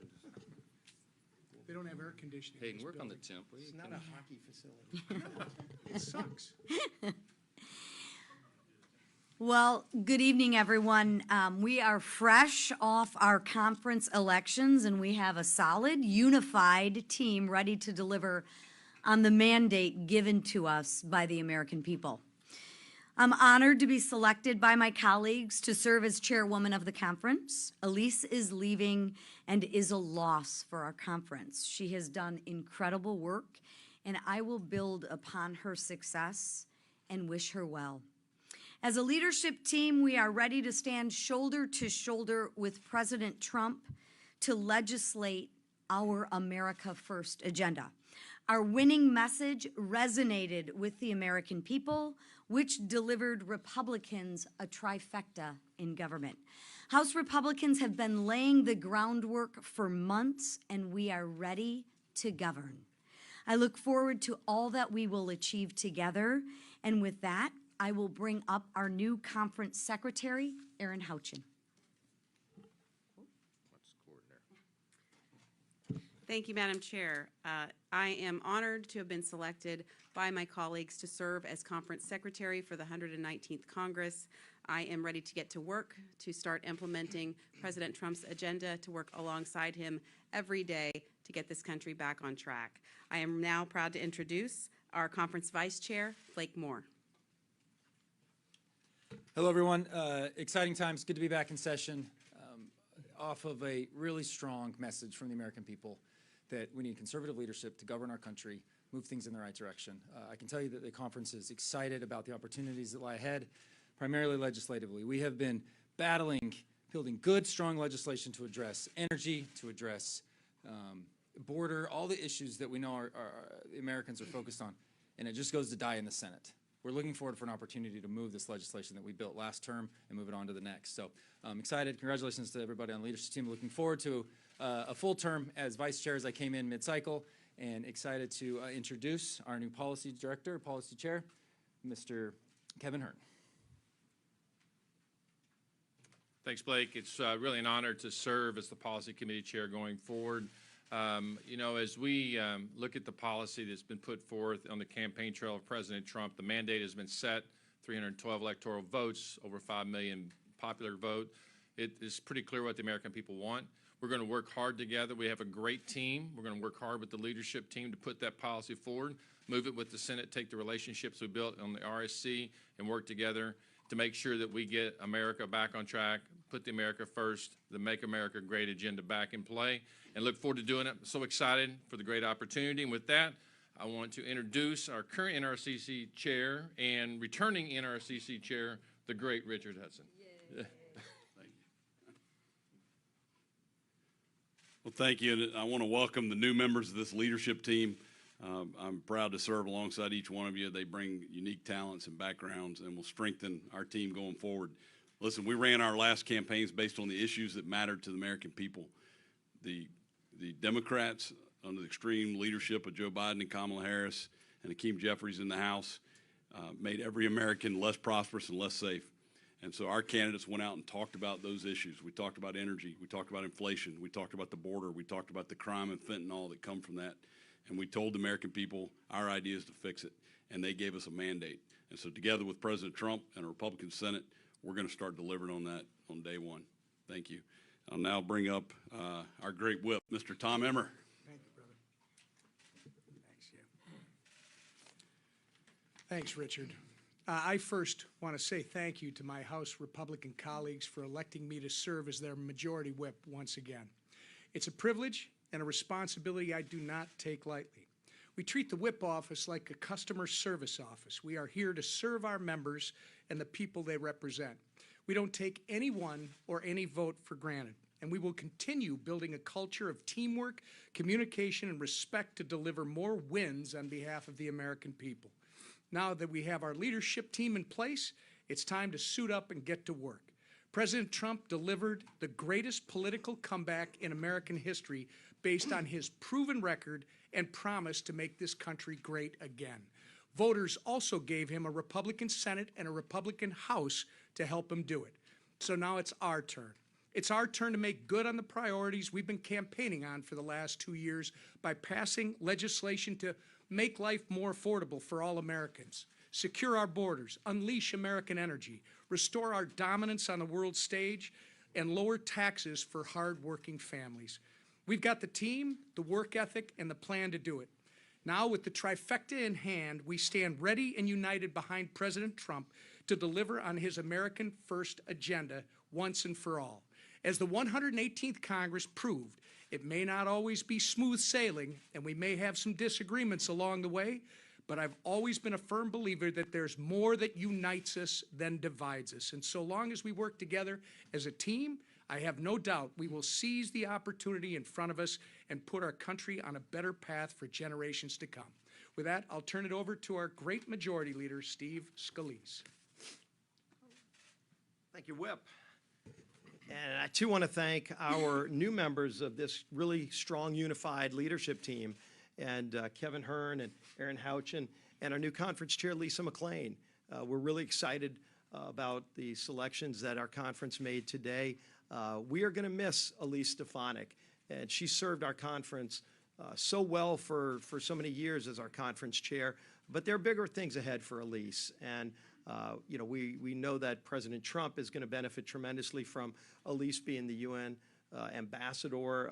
The world is going to see what we've all known is she's a strong leader and is going to, I think, really do a great job of representing America's values and views in Trump's foreign policy at the United Nations, where it is so desperately needed.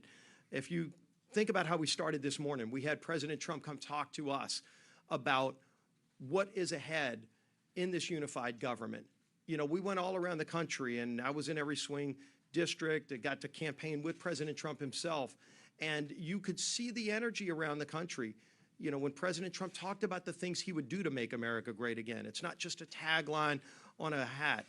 It's what we're going to do to secure America's border. It's how we're going to lower food costs and energy costs for those families who are struggling across this country, who have been clamoring for somebody to hear their plight, and President Trump did. And he did it in every corner of the nation.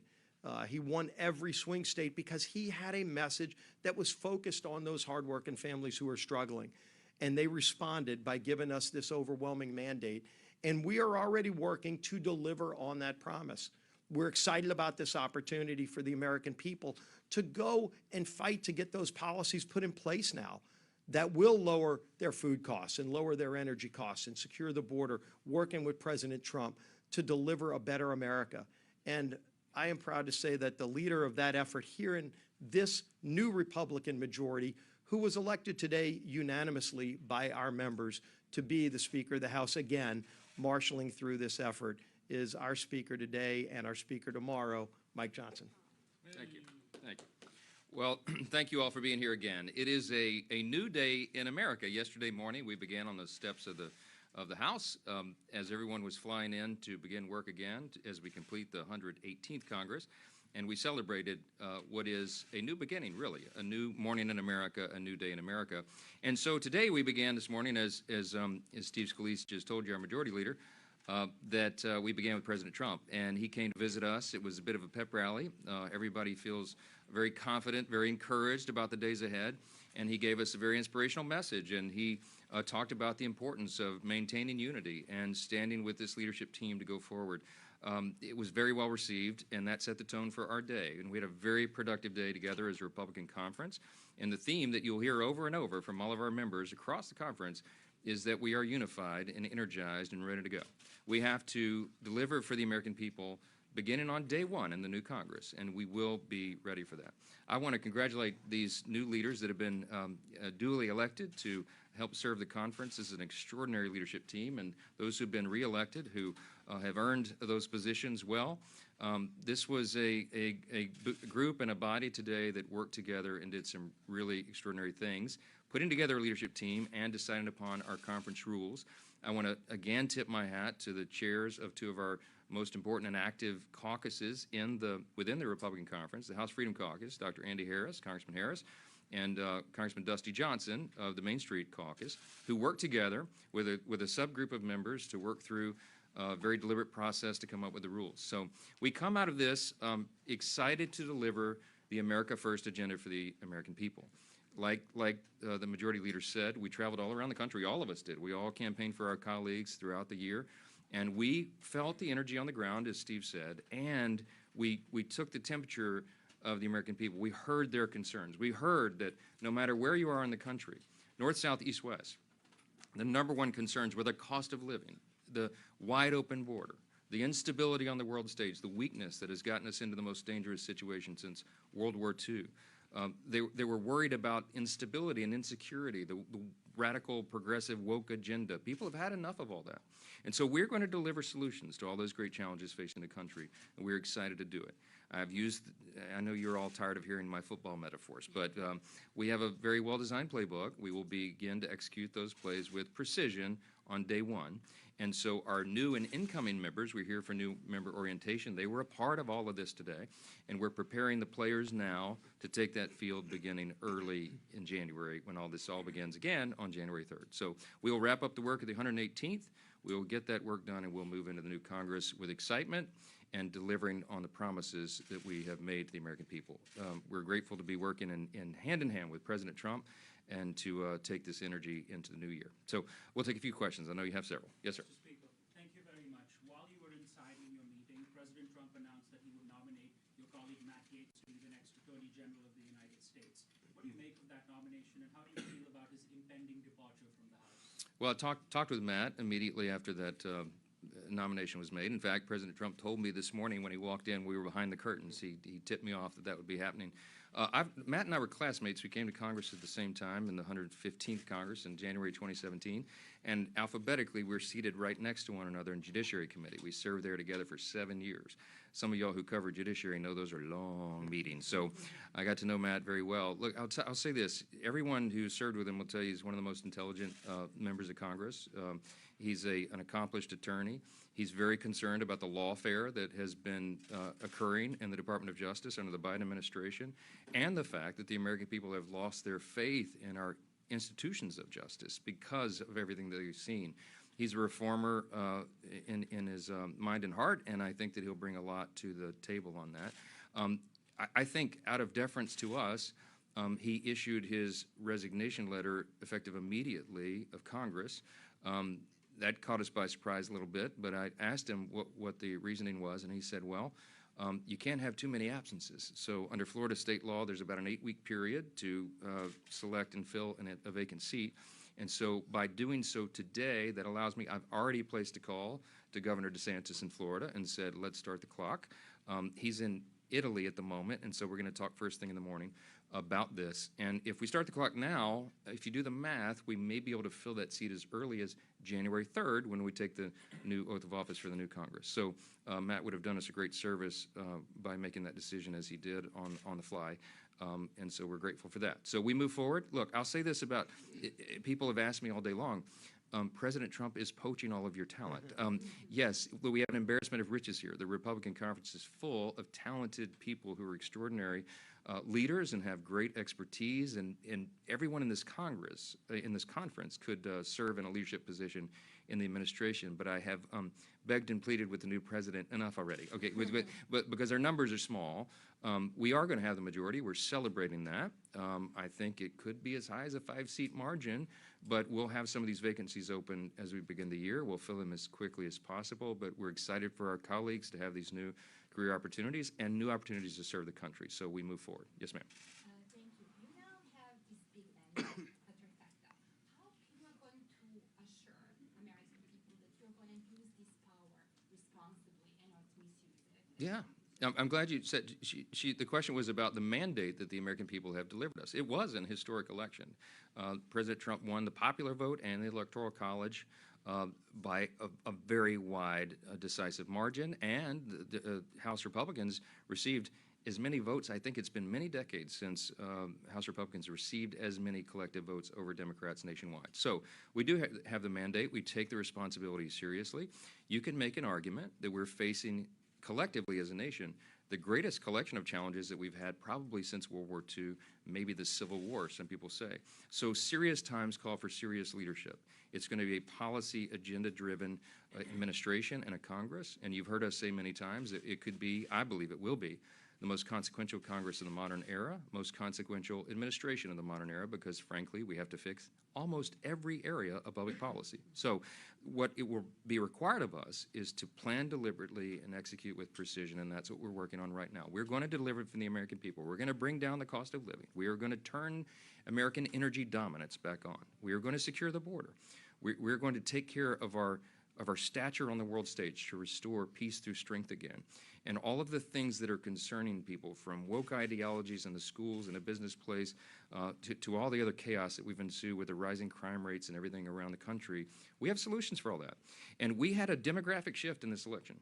We had large groups of voters in different demographics that came into the Republican Party who had never been there traditionally in large numbers before. Our opportunity now is to embrace all those new folks who have come in and demonstrate for them that it is our policies that lead to human flourishing. These are the best policies for their individual benefit, their liberty, opportunity, and security, for their families, their communities, states, and our nation as a whole. So we are excited about that. We're excited to begin delivering, and you'll see a lot of action early in the Congress. Yes, ma'am.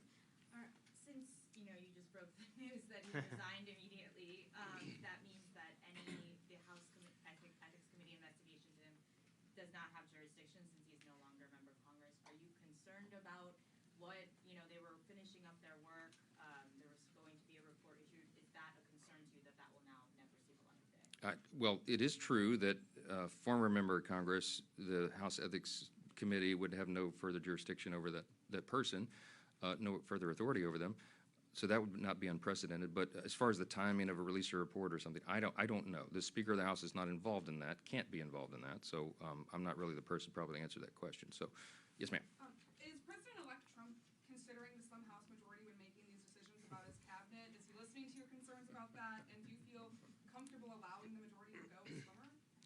No, I'm not comfortable with that. No, look, President Trump and I have talked many times a day, every day, and with his transition team. I've spent a lot of time with Howard Lutnick, who is the co-chair of the transition team, with Linda McMahon and everyone involved. He is at Mar-a-Lago making lots of very consequential decisions, and I'm trying to be involved as many as I can while I'm also trying to manage this Congress and plan for the next. I'm going to make a trip down there tomorrow evening for a gala for the America First Policy Institute, spend some time with them there, and then I've changed my plans to go down to Mar-a-Lago for the weekend so that I can be there while more of these decisions are being made. He's very aware of the margin, the size of the margin, but he has an administration to fill, a cabinet to fill, and he's keeping all this in mind at the same time. So we're both very aware of the margins and the size. Everyone in this room is keenly aware of it as well. And that's why we're emphasizing unity right now. And I'm very hopeful about that. I think we can walk and chew gum at the same time. And I think we'll get these seats filled by, these are reliable Republican seats. We'll have very strong candidates presented who will win those elections in short order. And by early spring, we'll have these seats filled and we'll keep moving forward. So, yes, ma'am. The last question, guys. Okay. Mr. Speaker, you just mentioned that Congressman Gates is resigning early. That will allow Florida to have a special election sooner. Congressman Waltz is also from Florida. Have you talked to him about doing something similar? Because that would apply to his seat as well. Yeah, he's got to make his own determination on that. But if of course, for the position that Congressman Waltz has been chosen for, he doesn't need Senate confirmation. So I assume that he'll be making that decision. I'll talk with him, of course, tonight and tomorrow about that to figure out the best timing. He's a team player as well, and he wants to do what's right for the conference and for the country, and I'm confident he will. He's going to do an extraordinary job in his position, as is Elise Stefanik, and I'm sure Matt Gaetz. I believe they'll all do very well. Now, there are others here who President Trump has interest in serving in other positions, and I said, please, sir, no. We have a great talent here. We're excited to work for that, excited for this leadership team. This is a great group of people who are here to serve the country, and they're going to perform well for their constituents and for America. We're going to turn this country around, and we can't wait. Thank you so much for being here today. Bless you.